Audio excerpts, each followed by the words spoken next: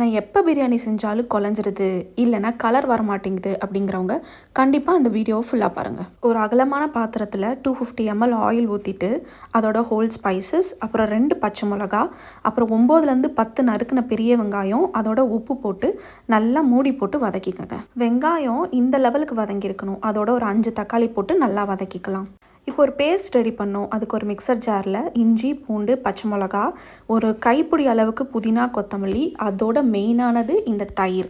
தண்ணி சேர்க்காம தயிர்லேயே நல்லா சேர்த்து அரைச்சி ஊற்றிடுங்க. இப்போ 2 ஸ்பூன் மிளகாத்தூள், 2 ஸ்பூன் பிரியாணி மசாலா, கொஞ்சம் கல்லுப்பு போட்டு இந்த ஸ்டேஜில் எண்ணெய் பிரிஞ்சு வர அளவுக்கு சிம்லேயே நல்லா வதக்கிக்கணும். இப்போ பிரியாணி பேஸ்ட் ரெடி ஆனோன்னே இதில் நான் 2 கிலோ சிக்கன் இன்றைக்கி நான் ஆட் பண்ணிக்கிறேன். இதோட குவான்டிட்டி பார்த்தீங்கன்னா 1.25 கிலோ அரிசிக்கு 2 கிலோ சிக்கன் ஆட் பண்ணியிருக்கோம். பிரியாணி தண்ணியோட அளவு ரொம்ப முக்கியம். 1 டம்ளர் சீரக சம்பா அரிசிக்கு 1.25 டம்ளர் தண்ணி ஊற்றிக்கணும்.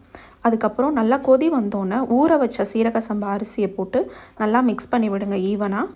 நல்லா இந்த ஸ்டேஜ் வந்தோன்னே ஒரு கிளறிட்டு ஒரு காட்டன் துணியை மேலே போட்டு தம் போட்டுடலாம். 20 மினிட்ஸ் கழித்து தம் ஓப்பன் பண்ணி பார்த்தா உதிரியான சீரக சம்பா பிரியாணி ரெடி. கண்டிப்பாக ட்ரை பண்ணி பாருங்கள். இதோட டேஸ்ட்டும் வேறு லெவலில் இருக்கும்.